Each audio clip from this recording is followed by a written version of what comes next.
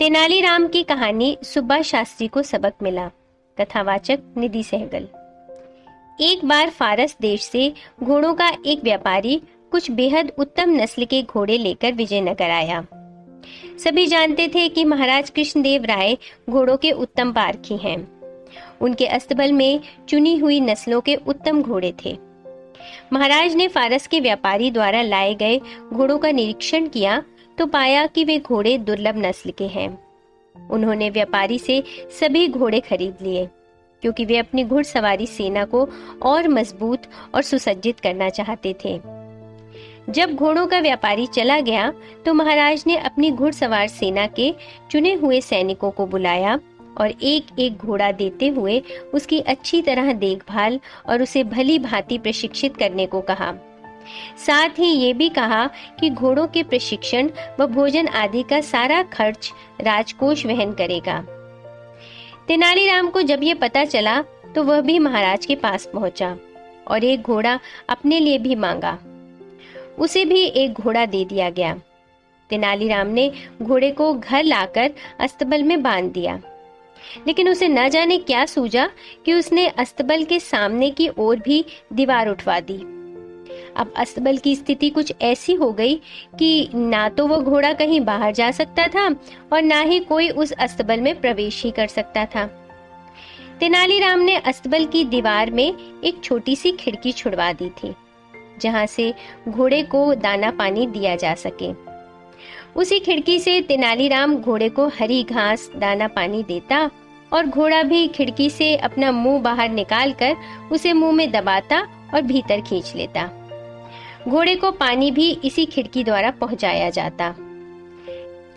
करीब 1 महीने बाद महाराज ने घोड़े की सुध-बुध ली और ये जानने की कोशिश की कि किस प्रकार उसकी देखभाल व प्रशिक्षण का काम चल रहा है। तब सभी सैनिक अपने अपने घोड़े लेकर महाराज के सम्मुख आ पहुंचे।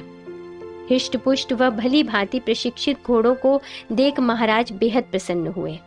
लेकिन तभी उन्होंने पाया कि तेनालीराम और उसका घोड़ा कहीं दिखाई नहीं दे रहे। इधर उधर निगाहें दौड़ाते महाराज ने पूछा, तेनालीराम कहाँ है? जाओ उससे कहो कि अपने घोड़े के साथ हमारे सामने जल्दी पेश हो।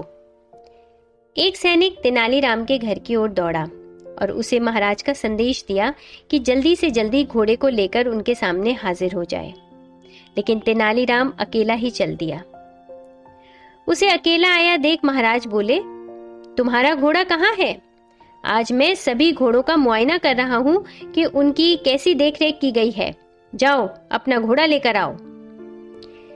क्षमा करें महाराज, तेनालीराम बोला, आपने मुझे जो घोड़ा दिया वो घोड़ा गुस्सैल है और अड़ियल है। मैं तो उसे अपने साथ यहाँ लाना चाहता था, लेकिन मेरे लिए ये संभव नहीं हो पाया। कहकर तेनालीराम चुप हो गया। यदि ऐसा है तो मैं कुछ बहादुर सैनिकों को तुम्हारे साथ भेज देता हूँ जो तुम्हारे साथ जाकर घोड़ा ले आएंगे। महाराज ने कहा, नहीं नहीं महाराज, ऐसा हरगिज ना करिएगा। अब तक घोड़े की देखभाल मैंने की है और मैं ब्राह्मण हूँ, इसलिए अच्छा तो ये होगा कि आप किसी पंडित या पुरोहित को घोड़ा लाने के लिए मेरे साथ भेजें। होठों पर रहस्यमयी मुस्कान लाते हुए तेनालीराम बोला। संयोगवश राजपुरोहित उस दरबार में उपस्थित था। वो राज परिवार में कुछ पूजा पाठ के कर्मकांड करवाने वहां आया था। सुब्बा शास्त्री नाम था पुरोहित का। क्या तुम तेनालीराम के साथ जाकर उसके अस्तबल से घोड़ा यहाँ ला सकते हो? महाराज ने उससे पूछा। तेनालीराम और महाराज की निकटता देख सुब्बा शास्त्री जला भुना करता था और तेनालीराम को नीचा दिखाने का कोई मौका चूकना नहीं चाहता था। वो बोला, क्यों नहीं महाराज, मैं अभी जाकर घोड़ा ले आता हूँ। ऐसे एक घोड़े की तो बात ही क्या, मैं 10 बिगड़ैल गुस्सैल घोड़ों को साथ ला सकता हूँ। ठीक है, यदि ऐसा है तो आइए मेरे साथ, तेनालीराम बोला।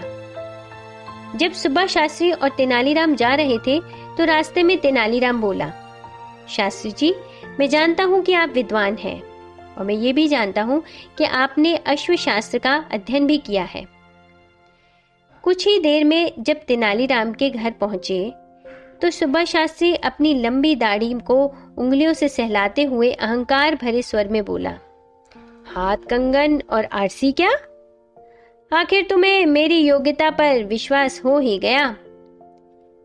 लेकिन शास्त्री जी, मेरा घोड़ा कोई साधारण घोड़ा नहीं है, इसलिए मेरा कहना माने तो पहले खिड़की से झांक कर देख लें। इसके बाद अस्तबल की दीवार तोड़कर घोड़े को बाहर निकालने का सोचना। अपने होठों पर कुटिल मुस्कान लाते हुए तेनालीराम बोले। तेनालीराम ने भी जैसे उस दिन सुब्बा शास्त्री से पुराना हिसाब किताब चुकता करने की ठान ली थी। इधर जैसे ही सुब्बा शास्त्री ने दीवार में बनी खिड़की में अपना हाथ डाला, तुरंत घोड़े ने उसकी दाढ़ी पकड़ ली। दरअसल वो उसकी दाढ़ी को भूसे का ढेर समझ बैठा था। सुब्बा शास्त्री की दाढ़ी को अपने मुंह में दबाए घोड़ा इतनी जोर से खींच रहा था कि उसकी आंखों से आंसू टपकने लगे और वो दर्द के मारे जोर जोर से चिल्लाने लगा। अंततः अस्तबल की सारी दीवारें तोड़कर वह बाहर निकाला गया, मगर घोड़ा भी कुछ ऐसा हठीला था कि सुब्बा शास्त्री की दाढ़ी अब भी दबाए था। कोई और रास्ता न देख उन्हें उसी अवस्था में राजमहल की ओर जाना पड़ा। अब तक सुब्बा शास्त्री को यह बात समझ आ चुकी थी कि पूर्व में जो वह तेनालीराम को नीचा दिखाने की फिराक में लगा रहता था, उसी का बदला तेनालीराम ले रहा है। वो तो बस ऐसे मौके की तलाश में था जो उसे आज मिल गया था। इधर महाराज और अन्य घुड़सवार सैनिक बेसब्री से उनका इंतजार कर रहे थे। तभी तेनालीराम और सुब्बा शास्त्री की दाढ़ी मुंह में दबाए वो घोड़ा वहां आ पहुंचा। सुब्बा शास्त्री को इस हास्यास्पद स्थिति में देख सभी उपस्थित जन ठहाके मारकर हंसने लगे। यहाँ तक कि महाराज भी अपनी हंसी पर काबू न कर सके और बेतहाशा लगातार हंसते ही चले गए। लोगों को इस प्रकार हंसता देख वहां मौजूद घोड़े भी तरंग में आकर हिनहिनाने लगे। तेनालीराम का घोड़ा जो सुब्बा शास्त्री की दाढ़ी मुंह में दबाए था भी ये देख हिनहिनाने लगा। जैसे ही घोड़े ने अपना मुंह खोला, दाढ़ी मुक्त हो गई। सुब्बा शास्त्री ने चैन की सांस ली। तभी एकाएक अपनी हंसी को रोक महाराज गंभीर हो गए और बोले, तेनालीराम, मुझे इससे कोई आपत्ति नहीं कि लोगों को हंसाने के लिए हास परिहास किया जाए, बल्कि ये तो अच्छा ही है, क्योंकि हंसना स्वास्थ्य के लिए उत्तम होता है। लेकिन ऐसा परिहास मुझे स्वीकार्य नहीं जिसमें दूसरे को पीड़ा या कष्ट होता हो। तुमने सुब्बा शास्त्री जैसे विद्वान के साथ जो सुलूक किया है वह कतई शोभा नहीं देता। ये सरासर शास्त्री जी का अपमान है। मैंने तुम्हारे दिमाग में छुपी इस खुराफात का अंदाजा उसी समय लगा लिया था जब तुमने मुझसे घोड़ा मांगा था, वरना तुम्हें घोड़े से क्या लेना देना। चलो, अपनी गलती के लिए शास्त्री जी से क्षमा याचना करो। लेकिन इससे पहले कि तेनालीराम क्षमा याचना करता, सुब्बा शास्त्री आगे बढ़कर बोला, महाराज, तेनालीराम का कोई दोष नहीं, वह निर्दोष है। दोषी यदि कोई है तो मैं हूँ। मैं तो हमेशा तेनालीराम को नीचा दिखाने की फिराक में लगा रहता था और कई बार तो मैंने इसका अपमान भी किया, लेकिन मेरे दुर्व्यवहार को ये बेचारा चुपचाप सहन कर गया। एक शब्द तक मुंह से नहीं निकाला कभी। ये सब मैंने ईर्ष्यावश किया। इसने जो कुछ भी मेरे साथ किया अच्छा ही किया। दरअसल आज जो कुछ भी हुआ उससे मेरी आंखें खुल गई हैं। तेनालीराम ने मुझे सद राह दिखाई है। अपनी बात को समाप्त करते हुए सुब्बा शास्त्री ने आगे बढ़कर तेनालीराम को गले लगा लिया।